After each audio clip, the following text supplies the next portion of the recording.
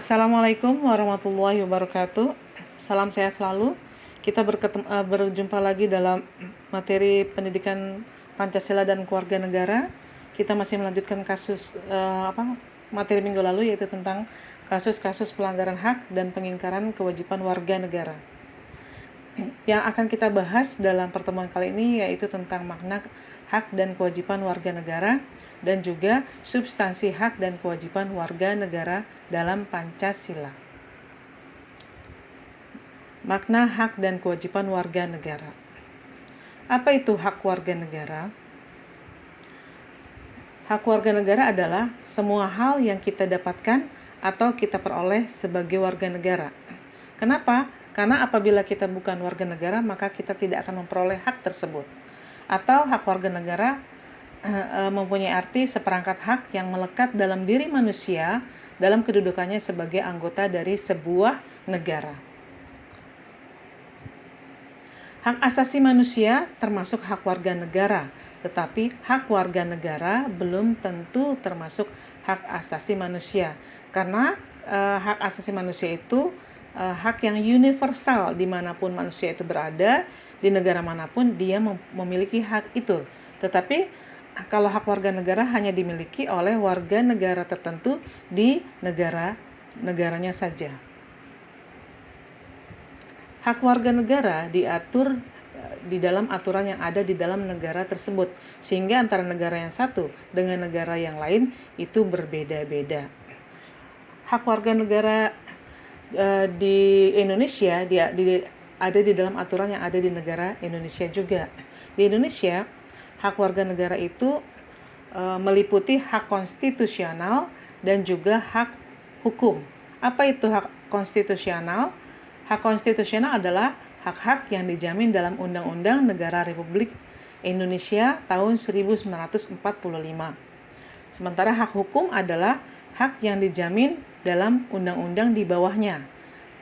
Misalnya hukum perdata, hukum pidana, dan hukum-hukum yang lain yang ada di bawah Undang-Undang Dasar 1945. Apa itu kewajiban warga negara? Kewajiban warga negara adalah sesuatu yang wajib atau yang harus dilakukan oleh seseorang sebagai warga negara di negara tertentu. Apabila dia ingin mendapatkan haknya dia, maka dia harus melaksanakan kewajiban dia sebagai warga negara.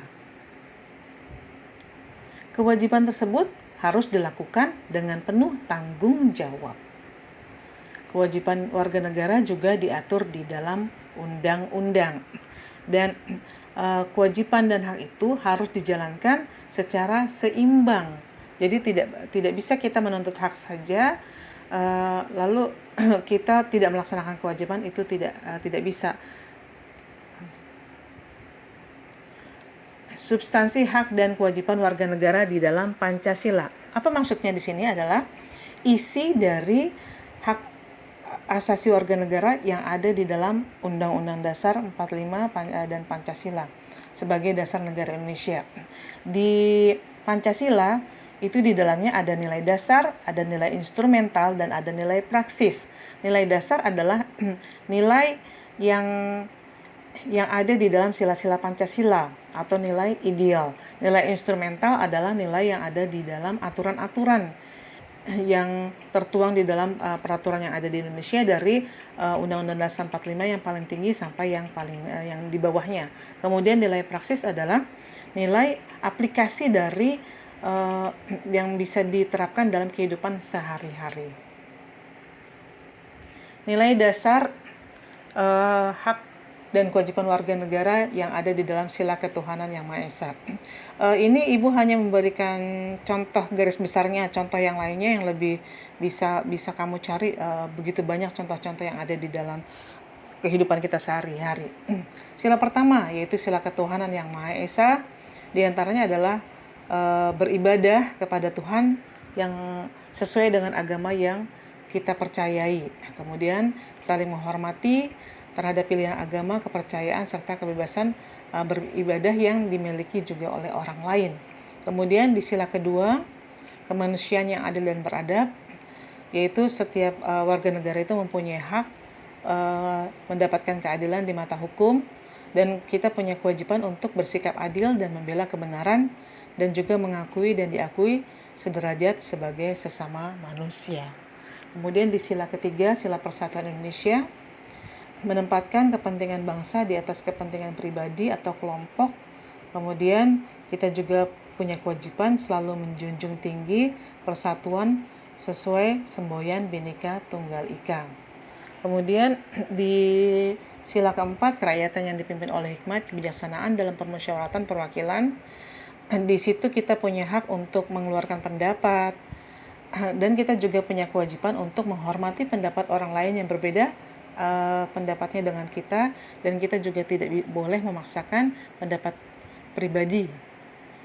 Kemudian yang kelima, sila kelima, yaitu keadilan sosial bagi seluruh rakyat Indonesia, yaitu kita disuruh untuk menghargai hasil karya orang lain, kemudian memberi pertolongan kepada orang yang membutuhkan. Begitu juga kita juga punya hak untuk dihargai karya kita, dan juga kita punya hak untuk mendapatkan pertolongan.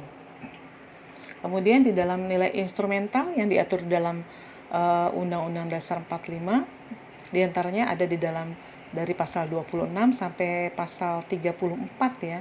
Ini Ibu hanya memberi contoh garis besarnya aja. Diantaranya di dalam pasal 26 tentang hak atas kewarganegaraan, bahwa kita punya hak memperoleh kewarganegaraan. Kemudian kita juga punya hak untuk bersamaan kedudukannya di dalam hukum dan pemerintahan. Di dalam pasal 27 ayat 1, kita punya hak atas pekerjaan dan penghidupan yang layak. Kita punya hak dan kita juga punya kewajiban untuk bela negara, dan kita juga punya hak untuk berserikat, berkumpul, mengeluarkan pikiran secara lisan dan tulisan. Hak yang lain, hak ekonomi, kemudian hak mendapatkan jaminan sosial, itu juga ada ya di dalam undang-undang yang ada di Indonesia. Hak memperoleh pendidikan, kemudian memeluk agama, dan lain-lain. Kemudian nilai praksis. Nilai praksis adalah nilai yang bisa kita praktekkan, nilai atau sikap positif yang ditunjukkan dalam kehidupan sehari-hari yang sesuai dengan nilai-nilai Pancasila. Baik itu dari sila pertama, misalnya menghormati dan bekerja sama antar umat beragama.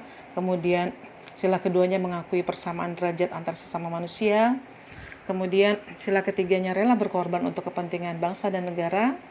Sila keempatnya tidak memaksakan kehendak kepada orang lain. Dan sila kelimanya menjauhi sikap boros dan gaya hidup mewah.